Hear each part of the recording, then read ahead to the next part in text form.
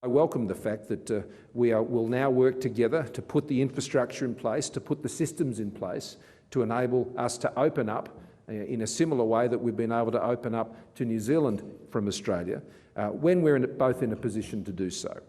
There is still some time before we reach that milestone, but there is nothing impeding us, as we've discussed today, from getting on with the job of putting systems in place that will enable such a bubble to emerge between Singapore and Australia as it does now occur between Australia and New Zealand. But in addition to that, as we've discussed, Prime Minister, giving a priority to students from Singapore to be able to return to Australia to complete their studies and to engage in their studies. Now the world is moving into the next phase of the fight, with vaccinations becoming more prevalent and countries beginning to open up their borders. So we discussed how two-way travel between Singapore and Australia can eventually resume in a safe and calibrated manner when both sides are ready. Before COVID-19, many Singaporeans traveled to Australia for business, for holidays, and to pursue their education, and vice versa. And we need to resume these people-to-people flows to maintain our close and excellent bilateral relationship. The Singaporean Prime Minister. Let's now go to our Foreign Affairs reporter Stephen Dziedzic, who is in Canberra. Stephen, two-way travel links high on the agenda. Just how soon might we see this happening? Well, not anytime soon, you'd have to say, off the basis of that press conference, which has just concluded. Now, both leaders did commit to intensifying the work that's being done by bureaucrats and officials in both countries to try and get the travel, quarantine and health measures in place that are necessary to harmonise those systems, to allow the travel bubble to be established and to allow quarantine travel to resume.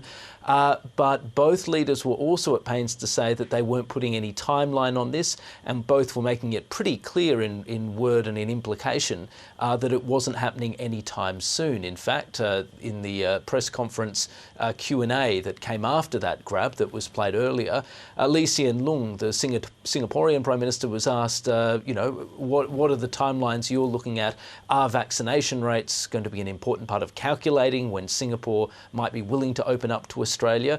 He said vaccination rates weren't the only factor at play, but said nonetheless, once a country, or a majority rather of a country, is vaccinated, then it becomes easier to contemplate. And of course, at this stage, Beverly, Australia is still a long way off being half vaccinated. We're not anywhere near that. So the Singaporean Prime Minister and Singapore, it doesn't look like it's going to be open to Australians anytime soon, even though the Prime Minister, Scott Morrison, has made it clear he wants it to be a very early priority. Yeah. Stephen, what else from your reading was discussed that was of importance?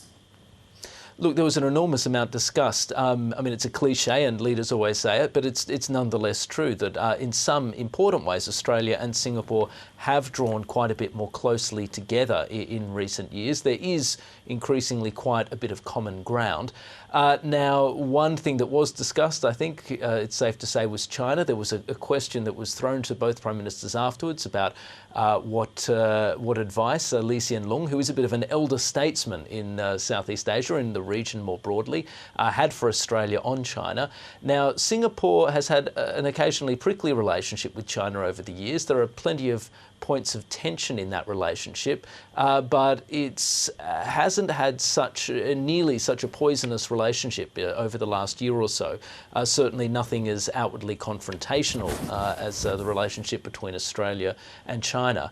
And Hsien Loong has spoken quite a bit before about how he doesn't want to see states in Southeast Asia forced to take sides between two superpowers, between the United States and between China.